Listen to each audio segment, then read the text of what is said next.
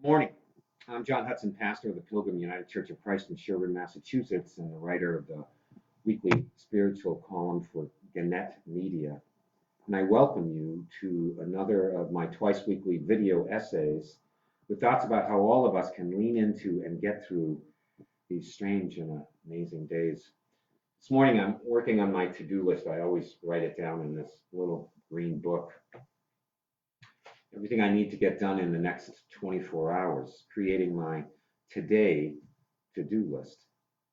I need to make a phone call to someone who needs support. He's kind of struggling with the whole shelter in place thing. I want to prepare for Bible study and do some research, call my mom later, see how she is doing, and also do my online crossword puzzle, something I do every night now before I go to bed. Funny thing about this list, I try to never write anything down I need to do tomorrow. I always just try and stick to this day, these 24 hours.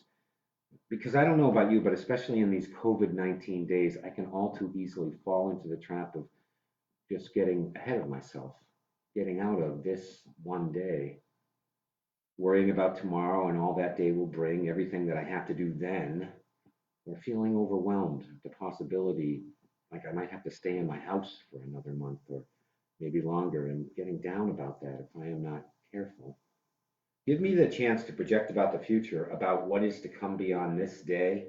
I will almost always imagine the worst that can happen, not the best. Maybe you're like that too. No, these days, the only day I want to work upon, I want to stay within, I want to remember is the one day that truly matters, that I can truly just do the best I can. And it's this day, this one God-given day. In Psalm 118, the author of that prayer offers some wise advice about the challenge of living just one day at a time. They write, "This is the day that the Lord has made. Let us rejoice and be glad in it." This is the day. Do you hear that? It reminds me of one of my favorite stories by the author Annie Lamott. She writes in her book, Bird by Bird. 30 years ago, my older brother, who was 10 years old at the time, was trying to get a report on birds written that he'd had 3 months to write, which was due the next day.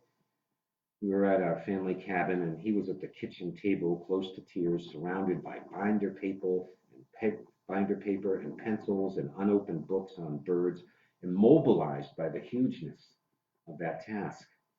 Then my father sat down beside him, put his arm around my brother's shoulders, and said, "Bird by bird, buddy, bird by bird." That's how we get through life, friends. Bird by bird, day by day, moment by moment, and hour by hour.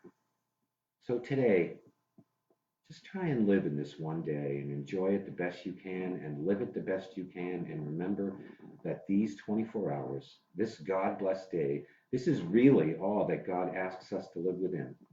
Not yesterday, not tomorrow, but just today.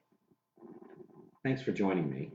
Our church worship offers worship every Sunday morning on this Facebook page at 9:50 a.m., and we invite you to join us. Take care, and I pray that you and your loved ones, that all of us, that we can keep the faith, be well, stay safe, and God bless all of us, and God bless our world.